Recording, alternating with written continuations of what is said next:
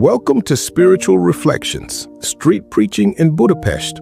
Today we're discussing a video that truly left an indelible impression. A street preacher in the heart of the Hungarian capital.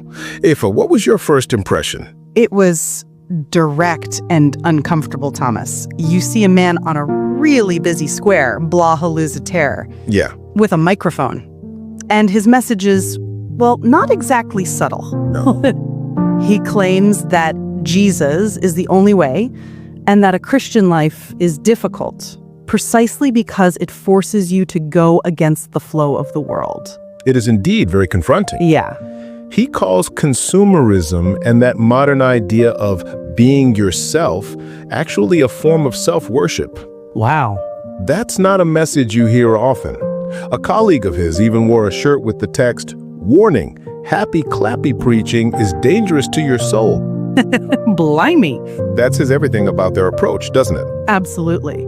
But what prevents it from being just an angry sermon is his personal vulnerability. Right. He shares very openly that he was heavily addicted to drugs and alcohol for nearly 40 years.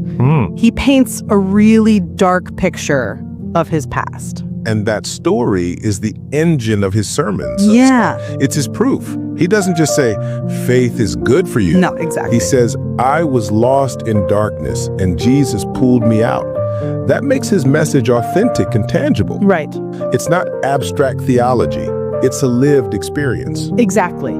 And that vulnerability, you don't just see it in his words.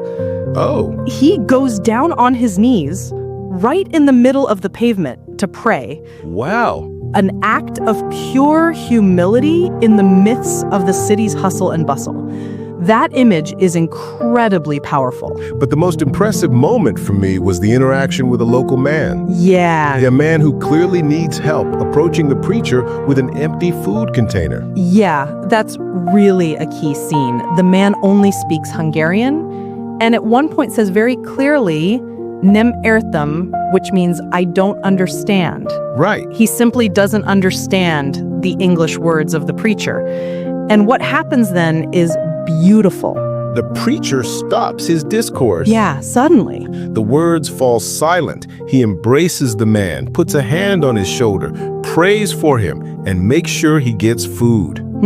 At that moment, the message transcends language.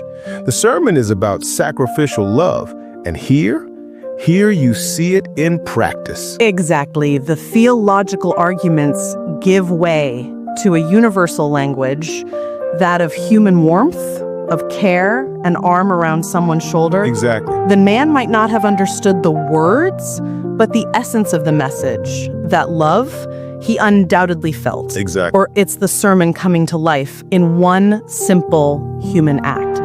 Which shows that faith in its purest form doesn't always need complex arguments, but shows itself strongest in action. And that brings us to a question for you, our listener. Now that you've heard this story, here's a question to think about. What does such a direct, unvarnished message of faith presented in public space do to you? Does it put you off? Or does it make you think about what's really valuable?